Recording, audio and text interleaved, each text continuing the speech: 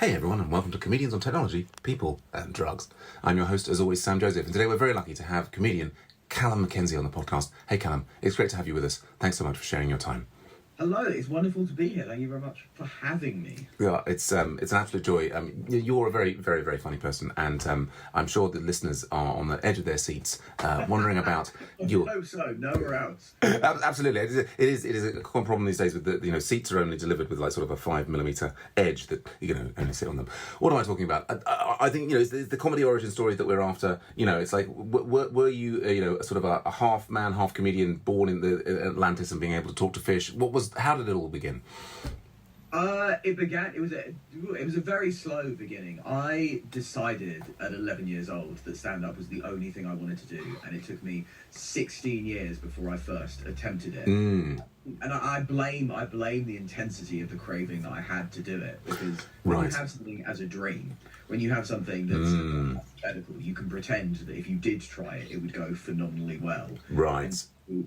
If I had wanted to do stand-up half as much as I had, I probably would have started at the age every comedian wishes they'd started, at like 16 and like an Edinburgh show. And by the age that I'm at now, you're already a multi-millionaire. But because I wanted it so bad, and I almost based my personality, or at least my perception of myself, around the idea that if I did try it, I'd be good at it, that I just was so fearful of being proven wrong. And then I hit 27, the age Jimi Hendrix and Amy Winehouse and all these brilliant people died, and thought, well, look at what they've done by the time. Right. Kicked myself into gear. Yes. I can totally understand what you're saying. I mean, I think my, for myself, I always thought it's something I'd love to do, but I will never possibly be able to do it, which is kind of a sort of a different inverse of that. And then... Did you not get going with it because you thought... You just didn't. Well, why didn't you start earlier if you had the craving to earlier? Well, I started when I had a go when I was 21, as I may have mentioned on the podcast before. It went really badly, and it has to do. You're not allowed to go well for your first time. Well, indeed, but I think that this is when I started. I didn't have any framework of people around me, or a course, or any of this thing for people to say, "Look, this is going to go badly. Keep trying." Yeah. It just, I saw other people doing it. I didn't realise how much preparation they were putting into it, saw them doing it well, tried it myself and just thought, I don't have it. It's like. The empathy was about. Yeah. It's remarkable the mystique that there is around stand-up, that even I was going to say even now, as if there's an enormous amount that's changed in the last few years. But I'll do gigs and have audience members coming up to me afterwards saying, "Oh, that was wonderful. So do you prepare what you're going to say beforehand, or do you just make it up on stage?" Right. And you want to say, well, what level of magic do you think Live at the Apollo comedians have that they're wandering on and just inadvertently making up 10 minutes of perfected material? The Russell Howard rule is 5 minutes takes about 6 months to create. And that's right. Yes. With a lot. I mean, it's a really interesting area, and I think there's so much in there. I think certainly that was my impression, and I think it is a natural impression. Certainly when I was younger, and a natural impression of people that they see people being sort of funny on stage, and I think particularly this style of comedy that's emerged, I think from America, where it's sort of. It is, there's a polished, relaxedness to it. Yeah. So it's sort of it's passed off, as in the same way that we kind of that we believe Benedict Cumberbatch is Doctor Strange or what have you. The actors are they're obviously saying made up words, but a lot of their skill is in making it seem like that would be the appropriate thing to say in the moment. And I guess similarly with stand-up comedians. It's very true. I mean, there's that old adage about analysing jokes, that they're like frogs, and if you take it apart too much, the joke dies, the frog dies, find it funny again. And I think that's true for the concept of stand-up itself as well, because it's really weird that you do have to sit back and accept that this feels like it's off the cuff while knowing that it's not off the cuff. The whole concept around the suspension of disbelief is something it's best not to dwell too much on as an audience member. Obviously, as a stand-up. Or even as a stand-up, while you're in there. I mean, I've been saying this to people. I think it's a lot like the Douglas Adams concept from I think the third Hitchhiker's Guide to the Galaxy book, where they're learning to fly. And have you heard this? You know, where I have not heard this. they have you basically the technique, or rather the knack of flying is about you have to throw yourself at the floor as hard as you can, and then just as about you're about to really injure yourself with the collision, you need to be distracted by a sexy pair of tentacles, whatever it happens to be. And then you will sort of totally forget about that and you'll miss the floor and off you'll fly. And then you can carry on flying as long as you're not thinking about how impossible it is what you're doing. And as soon as you spend too much time dwelling on the fact that you can't possibly be flying, you suddenly won't be. So I think there's an element of that to stand out. But then there's also, I think there's a spectrum of comedians, clearly. Well, everyone's on the spectrum, but there's a spectrum of comedians from those who, like you're saying, Russell Howard, 6 months, 5 minutes, I mean, people who polish and get, like this precise diamond-edged thing that can cut glass in a comedy, I don't know, like conservatory. And, but then there's also people like on the other end of the scale, like Rory Scovel and Moss Noble, who have polished this kind of almost improv stand-up kind of thing, haven't they? Yeah. I suppose polishing themselves is the way to... They polish their own mental tools. Right. And then they're doing, it's a different... So there's kind of, and given that range of things, I guess, not so surprising that some people still think that it's all completely off the cuff. But of course, for you and I, immersed in it as we are, we're so aware of the courses and the agonising and all the other things that are going on. But to come back to your origin story, so like at 11 years old, what was it that were you bitten by a radioactive stand-up comedian? What happened at 11 or thereabouts? So the school that I went to a Steiner school, which if you don't know is I don't know, quirky. That's one way. Yeah. The concept of the Steiner school, in the most tangible way, is they want to educate every part of you at the same time. So amazing. You learn your performative and etc. And the way that translates without getting too far into the curriculum itself is actually the Steiner wasn't even worth mentioning there. You do a lot of performance stuff, and we were learning about geography, and we had to do a performance about any place in Britain. Presentation on it, and I did one on Luton Town where my father was living at the time. And I just did what was probably I was about to say type 5, but it was probably the loosest 5 on just it's interesting that 11 years old I was already regurgitating hack comedy premises, but what a crap hole, for one of a more polite term, Luton is. I think it is. And I got maybe, I don't know, 3 good laughs in a 5-minute set, and it was most addictive feeling I'd ever experienced. Right. And realised that there was a career where this is what you do over and over again. I also adored like Jimmy Carr has this statement that people look at the career that he has and they envy part of it. They envy the arenas he does, and they envy the performances he gets to do, but they don't envy the 10 hours sitting at a computer writing jokes every day. But what I found very early on was I completely envy that. An idyllic day would be sitting by myself at a desk for 8 hours productively. I will say the worst feeling in the world is anyone who's tried, I was about to say any creative outlet, but probably any piece of work ever. Worst feelings is staring at a blank page and not knowing how to start it. But being in the flow for 8 hours by yourself creating jokes is maybe better than being on stage. Interesting.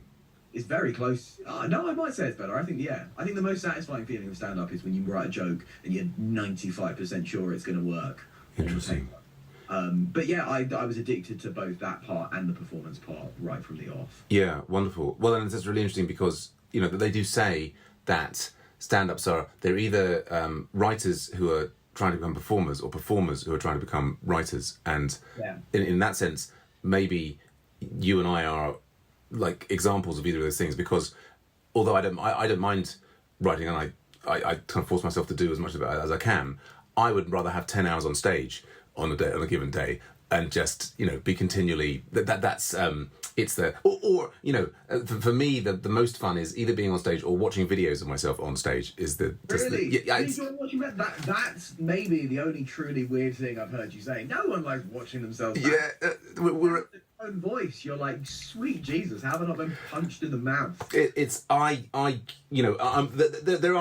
are some other others out there, as we identified in this podcast, it is within the minority that some people have. Well, even then, most of them have. You met them on this podcast. I've met them on this podcast. Well, I've met people who I think, I don't know if there's maybe one who said, "Oh, I definitely loved it from the start," but I think some people are like, "Well, I've done it so much that I'm very happy to do it now." But yeah, no, which I think is. Yeah, I mean, anyway, I am an example of them I actively enjoy. That's and in fact for me, that so much. It's it is fun. I do have a lot of fun. I guess part of me that I have to be careful in that I don't spend all of my time watching myself back, and I do spend some of the time actually doing some other creative, productive things. But yes, in the flow, yeah. But that's. So, and at that point when you did that performance on Luton Town, was it that you were seeing stand-up on television or listening to it on the radio or something, and that informed, or was it just that, you really didn't have any idea about that and just that you sort of discovered that on the day that you did the performance? No, I knew of stand-up in a way, but an interesting progression in my own comedy journey, to sound a tiny bit wanky for one of them. I've only started enjoying watching stand-up in literally the last year and a half, maybe 2 years. Okay. In a completely different way to how I would have when I first started. When I decided that I wanted to do stand-up through until about a year and a half of me doing it, I would watch stand-up and the emotion I would feel was jealousy that it wasn't me. I didn't really feel entertained. I thought we have such an incredible amount of entertainment we produce as a human race. Netflix series with a cast of incredibly talented actors and value special effects. Why on earth would I watch stand-up where it's one self-indulgent nugget about stuff we all know didn't really happen? Now, stand-up is my favourite thing to watch or listen to, but from a different perspective of I don't want to sound like I actually know anything about technical joke writing structure, but I know enough to be like, that's so satisfying hearing the way they've linked the things and like doing 4 punchlines linked to a single premise and how they're doing 2 setups. I can hear just about enough that it feels so satisfying in the way that there was an advert for Wix, the hardware store, on television for a while that were like slotting laminate floorboards into each other, and it just clicked into place so perfectly. And I think everyone watched that and got a tiny bit of an erection. Listening to good stand-up now, that it's just so satisfying. Right. Interesting. I was never enthralled. I always thought, what a self-indulgent way to spend your life. And I had a small level of guilt that it was the only craving that I've ever really had as a career. Right, and you had that as a secret passion in the background. And that's interesting, again, I think putting us on opposite sides of the spectrum, because I think I was always watching stand-up and just being in awe of it. I was in awe of it as well. Okay, yeah. The most impressive thing you can do, but it was a kind of pointless impressiveness. Right. Yeah, well, and it's interesting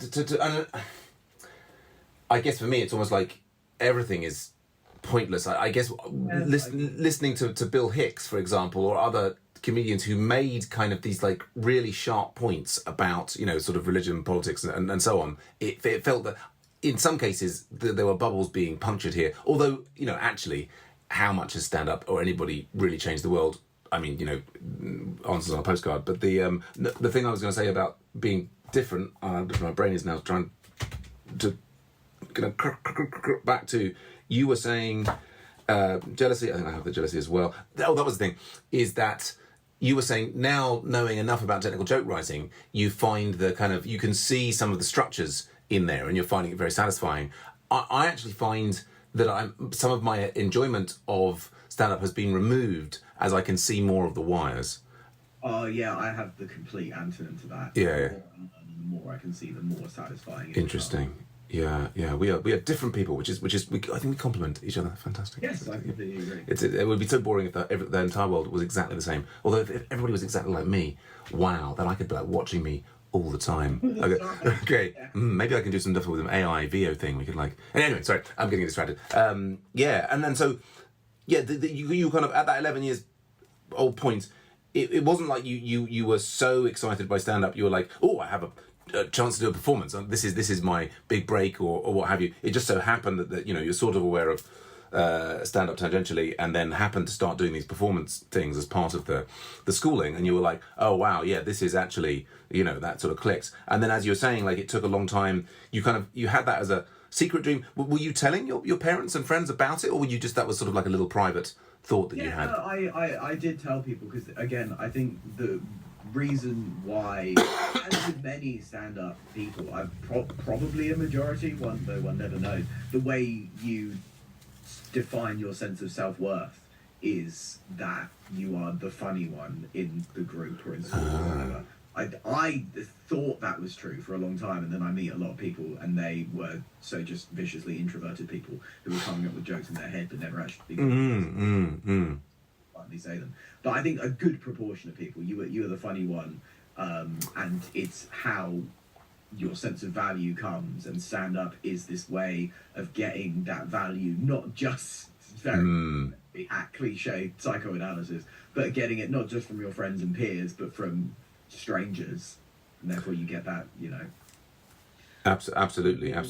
Yes. So that, between 11 and 27, you were being the funny one in the group, and you and people were saying, "Go on, you should do stand-up comedy." Like, no, you were kind of like avoiding the pressure and sort of secretly thinking. I don't want to label myself as that too much, because as a stand-up, and everyone who's ever done stand-up even once will know, the worst people in the world are the people in the pub who come up to you afterwards and say, "My friends all say I should do stand-up. I am the funny one."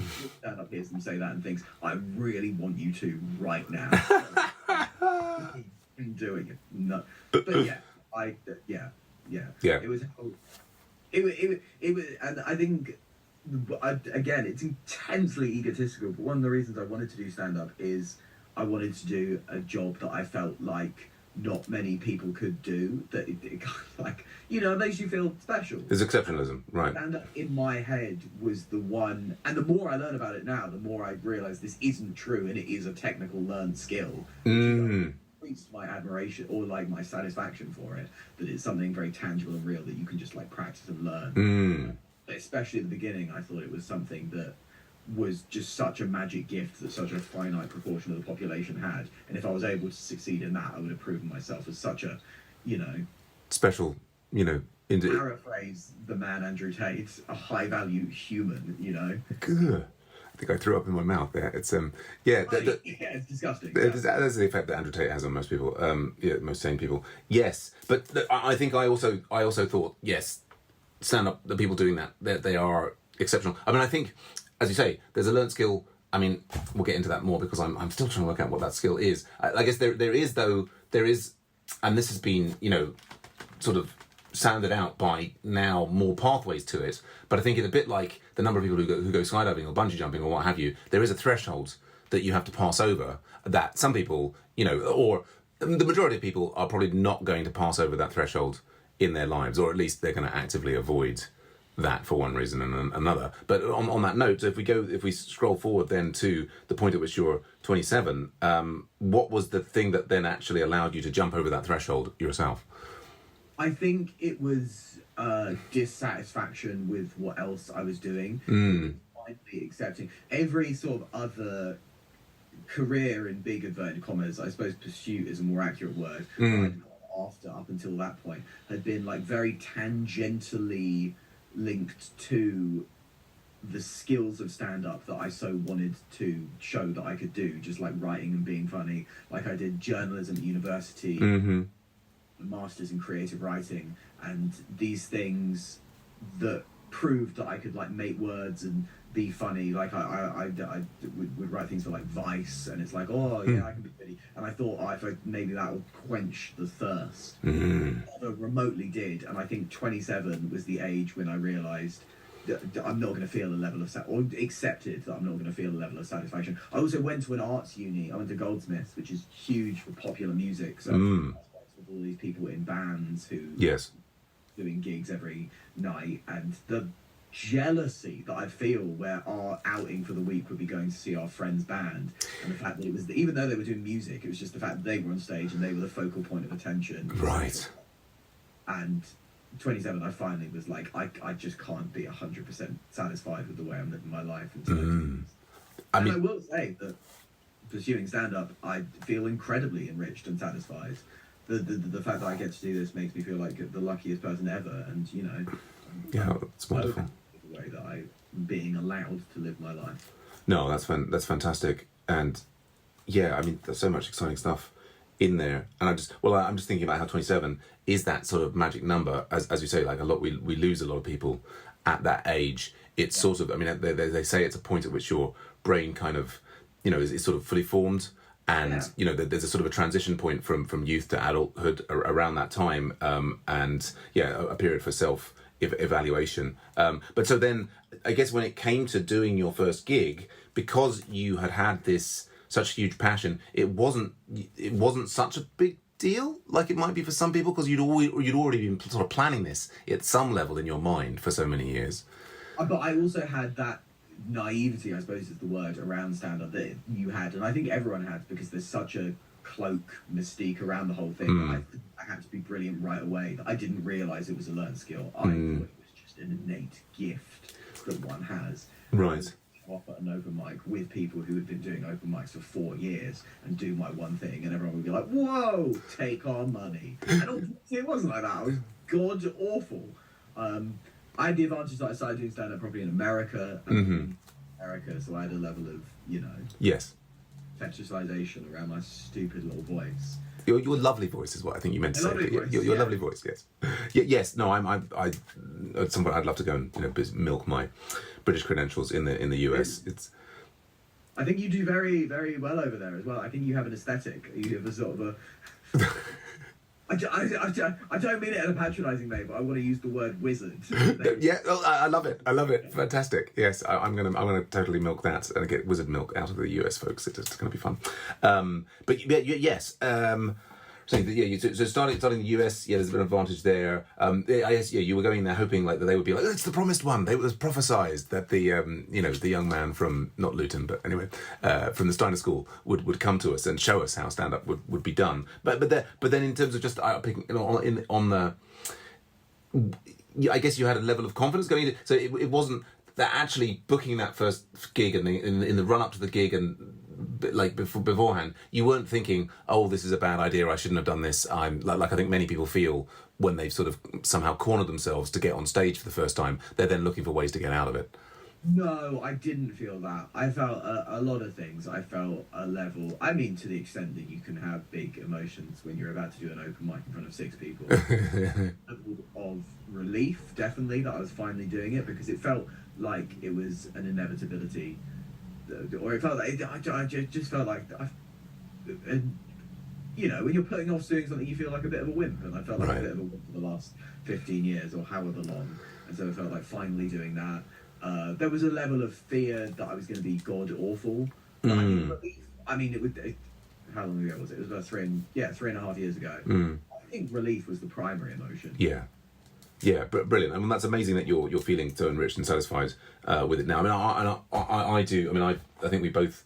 I mean, I restarted, but it's about 3.5 years ago as well. We both, kind of faced our demons, and I certainly, it was something there. It was something I'd been afraid of going back to, and I genuinely, for me, it was like almost 30 years. I genuinely believed at some level in my heart. I was like, yeah, but then another part of me was like, I'm old. This is just not going to happen.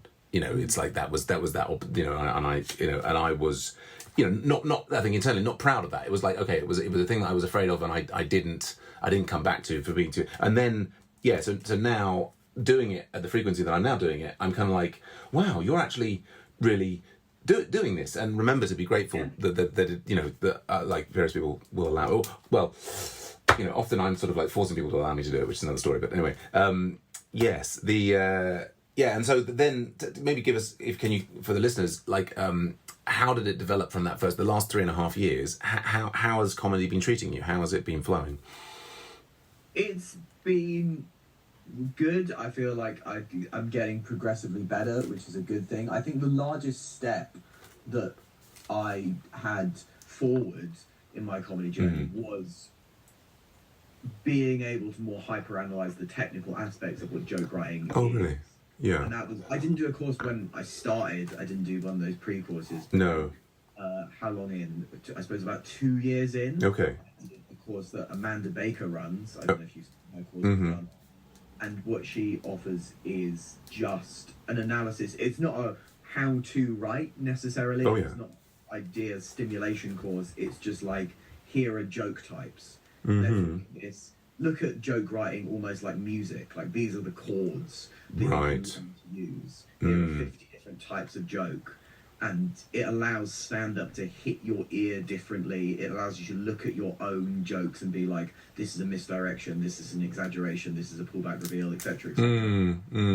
Sort of displayed the toolkit. And I think being able to look at stand-up in, again, I still consider myself an enormous beginner, don't want to sound like I really know what I'm talking about, Sure. but having that redefinition of stand-up from, first of all, that's something magical, and second of all, when you produced it, you're kind of like reading out prose. I think I still saw it as like, just a sheet of prose, but then looking at it like a I don't know what word to use, but a selection of tools, Right. that do back to back. That helped so much. And plug her courses very briefly. Brilliant. Yeah, Amanda Baker, fantastic. I mean, yes, and I think, you having taken that course has already influenced me, because I think it was her that talked about the writing 10 jokes a day, which enormously helpful, yeah.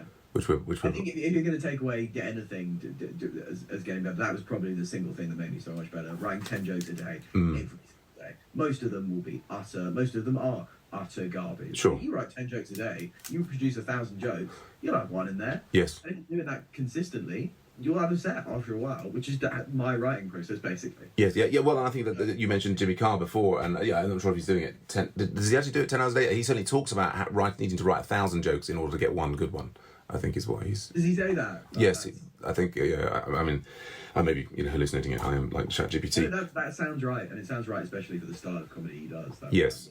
Yeah. No, it's really, really valuable. But maybe that allows us to slide into our next question. I guess, I think it is, well, I'm also really excited in, not just, I think you're absolutely, you're continuing to get better and better and better as we work together. No, that sounds odd. It's like that. I'm not helping out. I mean, you're but you're working. But you've got this. You do this all this work with the kids, and you're starting to do festival shows. And so, like, I think was it in the first year you were mainly doing like open mics, and you gradually. I mean, did you from that first gig? Was it like, yes, I've done it, and you've broken through, and then you basically you gigged 5 nights a week, or what was the flow of like? I am so glad that I started in America. Primarily, I started in New York. I was doing my master's in New York City, and and I'm so glad I started there, because American stand-up is really fetishized by a lot of people. Especially that we see them as better. I don't know if better is the word that I'd use, but I definitely further along. It feels like stand-up in this country is at the same sort of level as stand-up in America 20 years ago. Oh, really? That, like, they're just more technically... Again, like, I'm not necessarily right, and I know that there are different kinds of... I definitely see stand-up as such a technical, musical pursuit. Looks like America is about 20 years further along in the development of sort of like utilizing jokes as tools and having all of these different types, manipulate them. And whereas we're where they were in the early noughties. But the other thing that they definitely have better than here is work ethic. In the same way that London comics gig so much harder, so much more frequently. Yes. To hugely generalize, outside of the big cities. In New York, people, if you're not gigging 6-7 nights a week, admittedly these are like 2 open mic spots for 3 to 5 minutes. Sure, yeah. Don't take up your whole day. But if you're not doing that, you're just not taken seriously on the open mic scene. I'm sure. I immediately went into gigging 7 nights a week, twice a night. Wow. Again, it was 3-minute sets in front of 7 disinterested comedians. Yes. They just drilled in that is like the volume that you want to be doing. Whereas I know that if I'd started here, I wouldn't have absorbed that tenacity and work ethic right from the off. And so I'm very, very grateful. Right. And then, so how long were you in America before you came back? Nearly a year.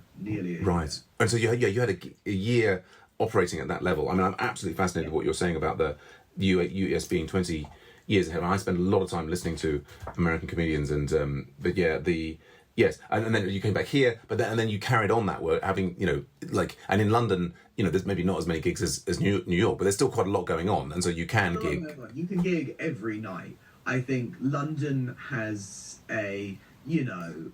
even when you've evolved beyond, I felt very grateful that I spent a year in America as well, because coming back here, I was sort of slightly above the bring aspect of comedy, which obviously makes gigging a lot. I completely understand it as a concept. It makes being able to gig twice a night, every night, impossible if that's the level you're operating at. Because you can't, you're expected to stay at the thing, etc., etc., etc.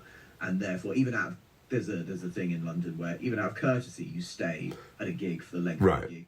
Support the thing that just doesn't exist in America. And again, I completely appreciate that as a concept, and it's very nice. But it makes it impossible to gig at the same volume. But it meant I came in and was gigging once a night, every night. Yeah. So you carried on that, and you branched out into you're doing it full time, and you've got you do a lot of gigs for children, and which sort of makes that I guess they're earlier in the day. So some days you're going to have a young person's gig in the morning, and you're going to have adult in the evening, and so on, and now festival shows and so on, which we'll mention. But so in through all of this, is technology playing a big part in the process that started in America and now came to the UK?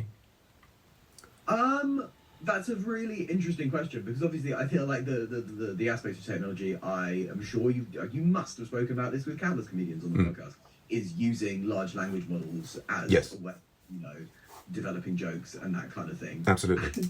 When we spoke last time, I did say that I very proudly had not used any of them to da-da-da-da-da-da. Yeah. But producing 10 jokes a day, I don't want to make any people I know read my garbage. And so what I have taken to doing is I will write jokes, and then I will ask ChatGPT, which of these aren't profanity incoming, which of these aren't shit. Okay.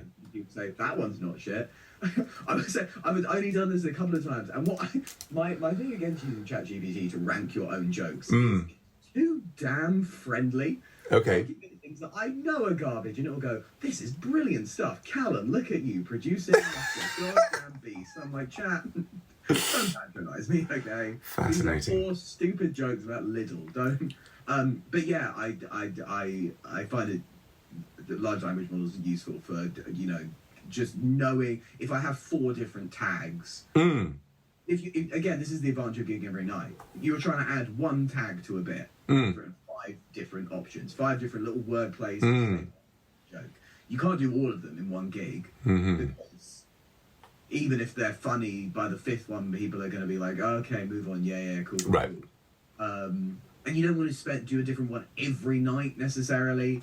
Because you've got other things that you want to try. Yeah, and you've got different audiences in each room. You can't you can't be the scientist that you'd like to be, which is that you'd like to know, right, for a given audience. 5 times. For these 5, you would effectively, you want a Men in Black pen that you can so you can reset and do those 5 or a rewind button. Yeah. 100%. And I think when I first started gigging every night, the tool that I imagined would be brilliant would be a computer interface that had the same reactions as an audience, so you could that would be phenomenal for a comedian. Yes. And I think using large language models is a not an exact substitute, but it's a nice way of filter. If you've got 10, yes, it's down to 5, because it can emphatically say these are just garbage. Go on.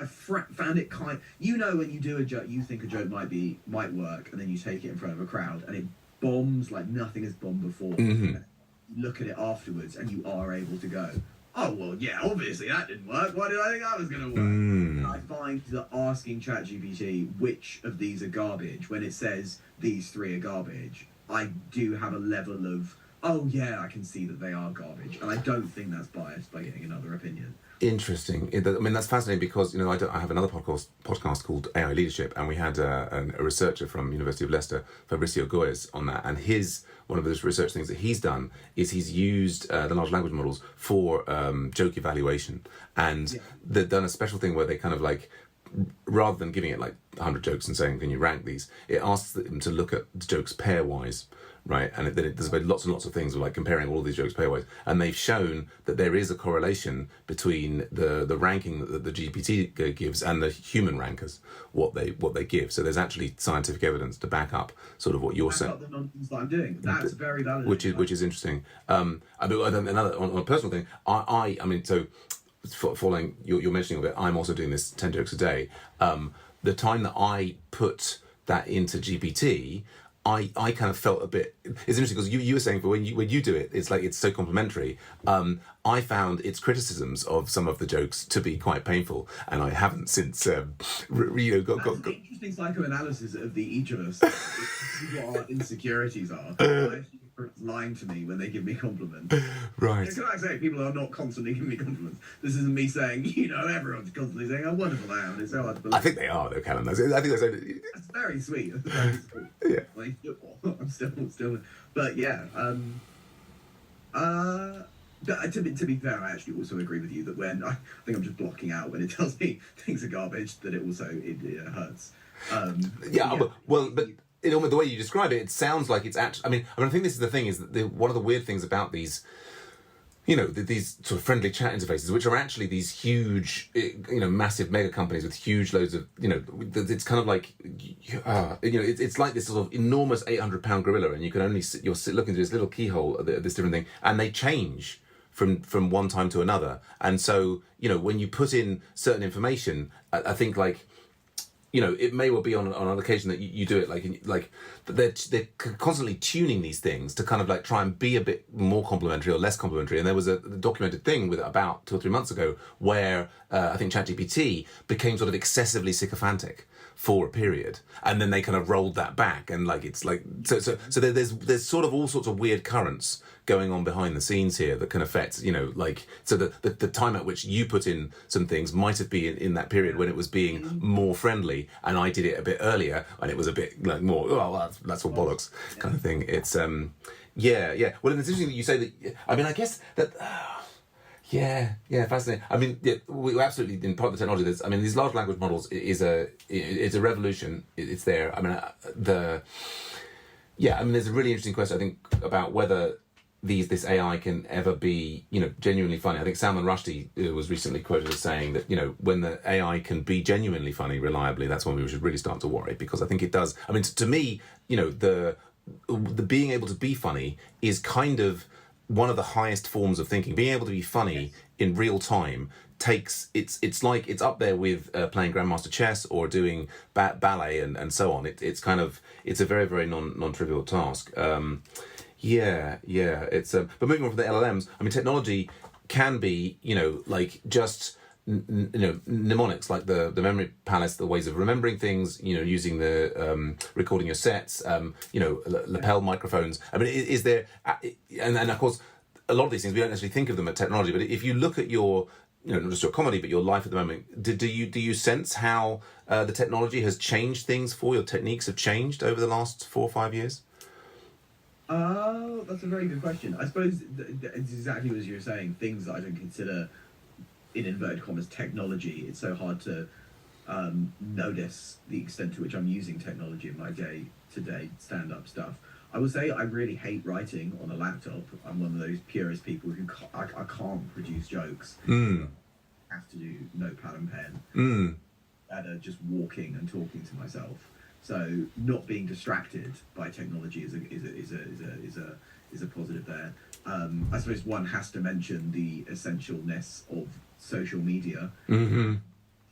At the level that we're at, who are managing to move themselves forward or find followings for their work in progresses, are people properly utilising things like the lapel cameras and putting videos out there on the weekly or on the daily a lot of the time. Yeah. Something lacking in my own progression. I need to start doing more clips and the like. Yeah. Anything else? Well, I'll just touch on the social media one. We already talked about how much I love watching myself back on video. There's this. I talked to several people recently, like Dylan Harris and Ollie Miller and so on. We've got this. I think there is this general assumption that yes, if one can use social media effectively, that will aid one's career. whether whether is it just buying a lottery ticket. I mean, I've fallen into a bit of a TikTok well, and I am now putting a clip on TikTok every day, cutting up all of my old videos of emceeing and crowd work and all this, that and the other, and just like bam, bam, bam, bam. And I'm finding myself addicted to seeing how many likes have I got each day on there. Yeah. It's just, I mean, I do worry for my sanity, really. It's but I guess it's sort of, in some ways, so we sort of kind of connect up with the technical joke writing is I mean, I feel like I've got my style at the moment seems to be in this kind of like throwing everything at the wall and seeing what sticks, and just sort of like repeatedly watching it back and sort of kind of relying on my subconscious to maybe work out what those patterns are, because I find that if I'm thinking too much about the structure and what works and what doesn't work and so on, my intuition about which thing will get the laugh is, I don't know, it just seems all over the place. That part of the thing in some ways seems to me is that if you can just be really, really relaxed on stage, then that is half the battle. And it sounds like with each of us, what we're really following is the part that gives the most joy, or the endorphin rush. Yeah, it is the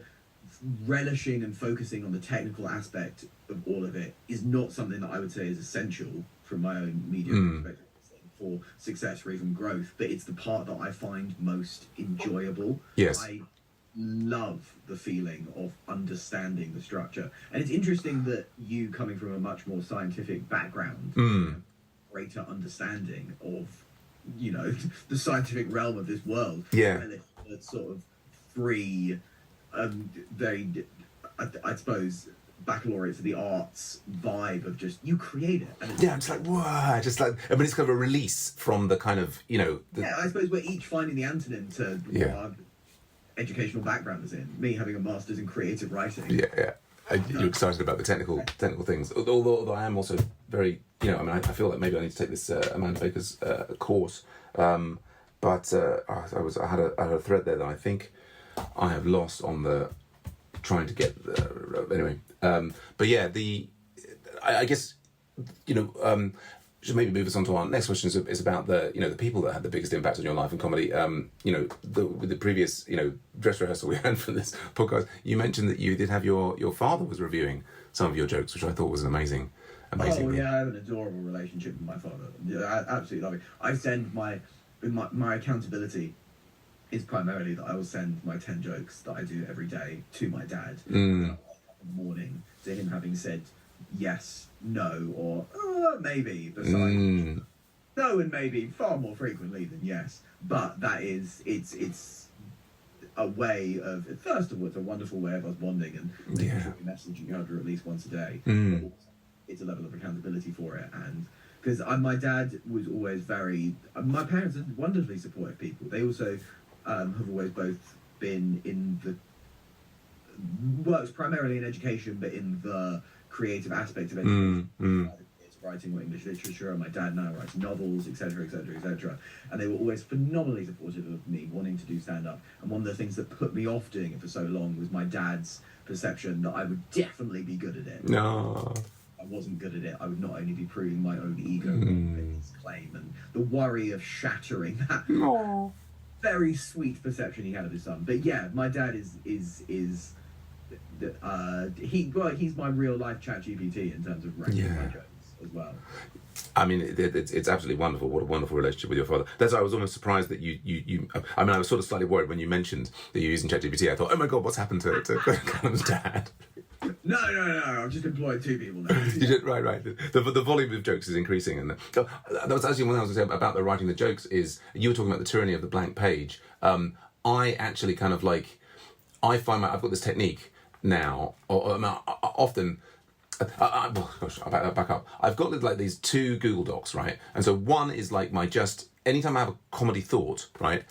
Or a thought, it goes into that one, right? But then separately I have my 10 jokes a day, which I force myself to do those from blank page, if you know what I mean. Like, it just the fact that I came up with a random thought that might be sort of funny in the middle of the day. No, that I kind of the rigor that I have is that's a sort of a naturally creative one. That has to go into its own thing. I've got to force myself to do like blank page of 10, and so often what it will be is after midnight, it'll be like, right, I have like one joke that I force myself to write on the toilet, and then now I must fill in the 9. But I just, I kind of force myself, right, I'm going to come up with, exactly as you said, something that an expectation that's subverted or whatever it is. And but I found myself like imagining kind of like a wormhole in the universe out of which things come, right? And so if nothing comes, and like you might start to get angry at yourself, nothing about anything, and then I just sort of kind of relax and like lean back and kind of go almost and imagine but this is a like a sort of a universe with starry background, and then there's a wormhole. Often it's the Doctor's TARDIS that leaps out first, but I've got to ignore that one because I've got too many TARDIS jokes now. But then and I sort of try and allow myself into a state where what would be something that jumped out of the wormhole, and whatever it, and kind of like whatever it is. You do the literal ancient Greek thing of asking the muses to speak to you. Exactly. Yeah, nice. That's very nice. Which is That is a kind of more, I don't know what adjective to use. There are so many. You could use hippie-y of what I'm doing, because forcing yourself to do it from the blank page is basically forcing yourself to practice thinking in the technical structure of jokes. Right. And you're forcing yourself to, harness your brain's power to create thoughts in a misdirect format. So yes. I suppose it's exactly what we were saying, that we're doing the same thing, but labelling it in the way that we find most exciting. Yeah. Well, then that's, I agree completely, and I think it's, if as many discussions with many comedians, if you're not having fun, why is the point? What is the point of doing any of it? Really? Yeah, absolutely brilliant. And not a lot of the time, and pushing through the lot fun is an essential part. But you're completely right that if overall, I suppose, not even being close to parenthood myself, it seems kind of like parenthood, that you're going to have, you're creating rearing your own comedy journey, and there will be times when you absolutely hate it and you want to drown it in the bath. But overall, it's going to be the most enriching thing. I think there is, I think, on all the different journeys, and I mean, there's a whole like hippie thing here of like, do the curriculum. Like, actually, suffering is an opportunity to raise one's consciousness, and I think most of us are usually lost in the aspects of our life that we find difficult. Like, I mean, I just sort of received a bit of a rejection last night, and that's kind of like affecting my brain. And I'm trying to, this is one of the things, I think both comedy and spirituality kind of come from this, like, you can take any cloud and find the silver lining. In comedy, it's you can find a good bit of that on stage because you're connecting with the human experience of suffering or rejection, what have you. And from spirituality, you can kind of like take that and say, I'm not, my ego is bruised by this rejection, what have you, but that's not me. I'm the observing presence. Blah, blah, blah. Sorry, it goes off on one there, but anyway. No, I completely agree. Yeah. But time running on. I mean, do drugs affect your perception of reality at all? And by drugs, it's again like technology. Drugs is any substance at all. So it could be caffeine or ADHD medication or potatoes or whatever particular vice you have. Has that played a big part? I think you of course we had you on before. I think you mentioned that caffeine was your particular. I live for caffeine. Yeah. Cannot. I remember I saw some stupid flippant 30-second YouTube clip where they were going up to the people in the street and asking if they could give up sex or caffeine. Which would you give up for a month? Mine is I'd give up anything before I gave up caffeine. Definitely. Really. And can you describe what form does your caffeine habit take? Black coffee. Black coffee multiple times a day. Now, is it filter coffee? Yeah, multiple times a day. I try and limit myself to 2 double shot coffees a day, but I could have 6 and be very happy with my existence. Oh my goodness! Right, and then this is like espresso. Like you'll. I mean, do you have you're on? The beans. Sorry, say again. I'll grind the beans. You grind the beans yourself. Yes. Yeah. You grind the beans, and then is it a cafetiere? Is it a stovetop? What's the It's a proper coffee machine. Oh, you have like one of these things with the steamy things that come out of it, and just yes. You're set up with that at home. Brilliant. Amazing. I've given up caffeine for the last 3.5 years, and I'm kind of 3 years, and I'm kind of like, I know, I'm going to break as I'm getting older. But what they say about caffeine, don't they, is that it gets you to the level of alertness you would be if you didn't have caffeine. Don't you? I don't know if that's a fact I've heard. Rather. Yeah, and that has been my experience. Is that I kind of enjoyed coffee a lot, and I would find that my usage of it would creep up, and then I would sort of need to have it to feel normal, rather than it actually giving me a kind of a real boost. And I've just got this kind of like addictive personality where I tend to overdo things, and so I think I'm in a better place generally as a result of not. I have like very expensive decaf coffee that's kind of is my methadone for managing the whole thing. So caffeine is a big one. Anything else that's affected your perception of the world or how you behave? Not with the risk of sounding like a very unlikable person. I think other than that, it's just exercise. I feel like I probably have my best comedic ideas while doing it. If I don't do quite intense exercise 6 days a week, then I would probably go utterly insane. And it's also, I feel like, that it's a mild meditative state that one puts oneself in that allows you to think of or make attachments between parts of your life and jokes that you wouldn't otherwise see. Absolutely. Oh, that's really interesting. I also, the part of like staying sane, particularly working from home for many years, is like regular exercise and the endorphins. Although I find often like the commentators will not come during the exercise, but more it's showering afterwards and sort of free associating. Oh, really? Yeah, that's but everybody's different. Unless I'm still kind of enamored with this idea of a world where everybody was exactly like me and I could watch, effectively like watching videos of me constantly of everybody. Anyway, okay.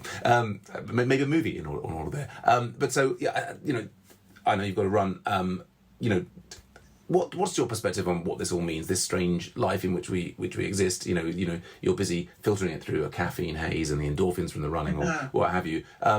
You're sort of living your dream. I think we're both very grateful that we're doing stand-up. But what does this all mean? Is this like a simulation preparing us for the next level? How do you make sense of this world and what's going on here? That's a very good question. The very brief touching on the simulation thing. I remember I had a conversation with a friend of mine recently about if the world was a simulation. I don't see how it would affect remotely the meaning that we have. Whether or not real in inverted commas, you're still having the same day-to-day experiences from your own perspective. In terms of meaning of life, I had this conversation with my dad while he was sat on the toilet and I was sat in the bath and I was 6 years old. Oh yeah. And his perception that I fully absorbed and would still regurgitate when I'm asked this question to this day is the meaning of life is to make things. Right. And that can be anything. That can be your own thing. You can be making human wellness if you work in the medical industry, or you can be making, in a very tangible three-dimensional sense, buildings if you're a scaffolder. And from the very indulgent artistic realm that we're dwelling in, you're making jokes. But as long as producing something, it's the most, in my view of the world, tangible way to satisfaction and adding tangible meaning to your existence, and a thing that you can look back on and be like, what did I do? I made all of that. Yeah, I think there is something strangely invigorating or pleasing about the process of creation, isn't there? Like it's a wonderful thing. Yeah, I mean, I guess on the simulation side, I guess the only difference would be if it was a simulation, it would maybe help us take it all a bit less seriously. That's a really good point. Yeah, that is a really, really good point. Well, it's been great fun, Callum. Like you're doing lots of things. I mean, I was sort of thought we'd get into your latest, shows, but maybe in terms of maybe just sharing the stuff that you're doing, you can tell us how that's going and how because you're at the Tunbridge Wells Festival as we speak. At the moment, yes. Doing work in progress versions of the show that I'm taking to Edinburgh. The longer I do stand up, the more I realise I don't have any stand up material. My third time being at the Edinburgh Fringe this year, and what I'm hoping to bring is just 20 minutes of good stuff in 2 different split bills and a compilation show I'm running. I'm doing a split bill with the wonderful comedian Cheryl Hurst. I'm doing a split bill with the wonderful comedian Vinnie Shu, and I'm doing my hour of clean comedy compilation show in Edinburgh as well. And yeah, I'm just looking to come out of that festival with a polished 20-minute set. Very, very satisfying and exciting to be making something that's more, real, I suppose, more developed. That's the word. Yeah, brilliant. And what I sense from you is a very workmanlike. You are building the blocks. You're, I guess, from where you started and the idea that it might be brilliant out of the gun, so to speak, you're right. Here's the work that I need to do. You're doing the work. You're assembling the things to build a career in comedy. Yeah. Fantastic. And so, I guess we'll get links in the show notes for your upcoming festivals and where they can find you. Of course, regularly find you at Sunset Comedy. Brilliant. Okay, well, thanks everyone for listening. And remember, you can help support comedians, technology people, and drugs by going to patreon.com/comedianson, where any level of support will help us continue to produce this show. I don't think anyone's ever supported us yet, so you could be the first. Yeah, special prize. But it's a cost of living crisis. You can also help us by following us on Facebook and telling your friends about the show. Grab their phones and subscribe them to our podcast. It's just, that's the way that you can help us out, and that would be wonderful. So we look forward to being in your ears again soon. Last word to the guest, Callum Mackenzie. I'm going to go for a word that I feel exposes my intense Britishness at heart, and it's to both you, Sam, and to everyone who's listening, and it's just thank you.